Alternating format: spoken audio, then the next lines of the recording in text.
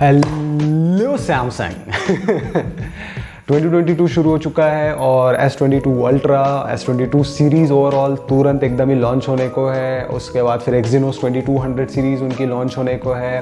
ऐसा कह सकते हैं सैमसंग के लिए हर ब्रांड के लिए पूरा नया साल शुरू हुआ है। बट सैमसंग ने अभी एक भी फ़ोन इस साल लॉन्च नहीं किया है और उनकी पूरी की पूरी सीरीज़ आने को है। इंडिया में अभी तक S21 FE भी लॉन्च नहीं हुआ है। ये ना सैमसंग के लिए एक छोटा सा मैसेज है, अगर वो देखते हैं सो प्लीज़ सबसे पहली चीज़ तो ना S22 सीरीज़ और S21 FE के लिए बहुत अगर मैं 40,000 का फ़ोन, 70,000 का फ़ोन, 80,000 का फ़ोन, 1 लाख का फ़ोन ख़रीदता हूँ, आई नीड कि मेरे हाथ में एक ऐसी डिवाइस हो जब मैं उसको अपने हाथ में पकड़ूँ बिना कवर के, तो मुझे फील हो कि मैं एक 70,000 की डिवाइस यूज़ कर रहा हूँ। 70,000 दे के कोई भी प्लास्टिक नहीं खरीदना चाहता। It's a very common sense जो सैमसंग को नहीं समझ में आता, मुझे नहीं समझ में आता क्यों। एप्पल कि आप कोई भी प्रोडक्ट खरीदो, चाहे वो 20,000 का हो, चाहे वो 25,000 का हो, चाहे वो 30,000 का हो, चाहे वो 50,000 का हो, चाहे वो 80,000 का हो, चाहे वो 1.5 लाख का हो, जब आप उन डिवाइसेस को अपने हाथ में लेते हो ना, यू फील दैट प्रीमियमनेस जो एप्पल से लोग कंसिडर करते हैं कि हाँ कुछ तो ऐसा प्रीमियम है मेरे पास। सैमसंग के साथ क्या है कि अगर मैं F22 खरीद लूँ या S21 FE खरीद लूँ, दोनों में प्लास्टिक बॉडी है। S21 प्लस खरीद लूँ, मैं 80,000 का फ़ोन है, वो भी प्लास्टिक बिल्ड में। It doesn't make any sense. अगर वही सेम चीज़ें Apple better chipset, better camera processing, उतनी बेहतरीन बिल्ड क्वालिटी के साथ दे सकता है तो सैमसंग क्यों नहीं दे सकता। It doesn't make any sense. OnePlus दे सकता है, ओप्पो दे सकता है, वीवो दे सकता है, शाओमी दे सकता है। एवरी सिंगल ब्रांड गिव्स वो इन हैंड फील जब आप एक प्राइस पे कर, वो सैमसंग क्यों नहीं देता मुझे नहीं समझ में आता। तो सबसे पहली चीज़ डियर सैमसंग, प्लीज़ जब हम एक कंज्यूमर पॉइंट ऑफ व्यू से जब एक अमाउंट पे करते हैं एक डिवाइस के लिए, तो हमें उस अमाउंट के हिसाब से अपने हाथ की वो इन हैंड फील भी चाहिए होती है। तो सबसे पहली चीज़, इस साल जितने भी फ़ोन लॉन्च करेंगे उसमें सैमसंग को ये चीज़ ध्यान रखनी चाहिए। दूसरी चीज़, सैमसंग का स्ट्रैटेजी न जाने किस तरीके से इंडिया में काम करता है, मुझे नहीं समझ में आता।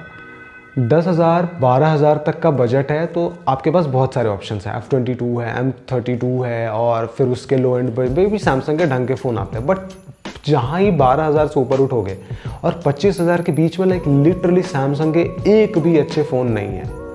जो फ़ोन सैमसंग ने लॉन्च किए वो सिर्फ नाम पे लॉन्च कर दिए कि A सीरीज़ का एकदम डिग्रेडेड वर्जन, A सीरीज़ बस ऐड करके, M सीरीज़ का कुछ ऐसा जो it doesn't make any sense. उनकी प्राइसिंग बिल्कुल भी सेंस नहीं बनाती।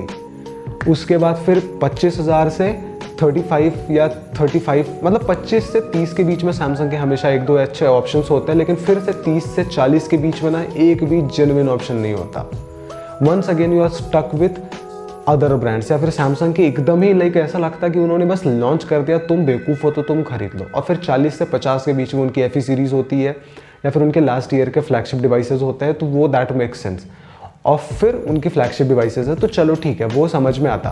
बट जो ये बीच का जो ये वॉइड है ना, अगर कोई कंज्यूमर कोई प्रोडक्ट लेना चाहता है, उसके पास कोई ऑप्शन ही नहीं होता, और जो ऑप्शंस होते हैं वो इतने ख़राब होते हैं कि उनका कोई सेंस नहीं होता। सो प्लीज़ डियर सैमसंग, एक अच्छे अपीलिंग ऑप्शंस 15,000 से लेके 25,000 के मार्केट में और 30,000 से लेके 40,000 के मार्केट में कम से कम एक ढंग के अपीलिंग ऑप्शंस रखो।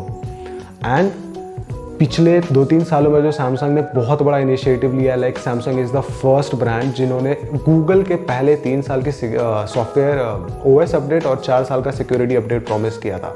So it's a great thing. I hope Samsung इस चीज़ को कंटिन्यू करे। सैमसंग के जो नॉक्स सिक्योरिटी है वो अब F सीरीज़ M सीरीज़ में भी आ चुके हैं। F सीरीज़ में नहीं है बट M सीरीज़ में भी आ चुके हैं।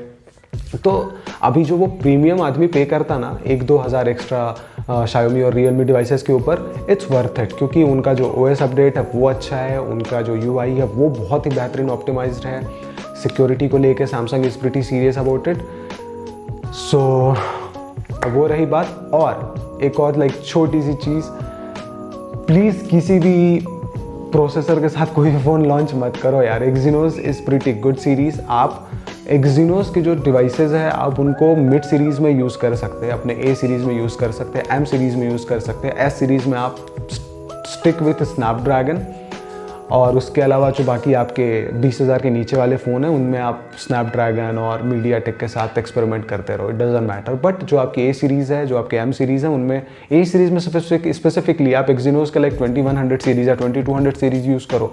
It's an amazing option for everyone. आपका भी पैसा बचेगा कि कंज्यूमर को एक बहुत ही बेहतरीन एंड डिवाइसेस मिलेगी। आई होप ये वीडियो ने सेंस बनाया। I hope like the message was like through and through. I hope कि ये वीडियो सैमसंग देखे एंड हमारे एडवाइसेस को फॉलो करें।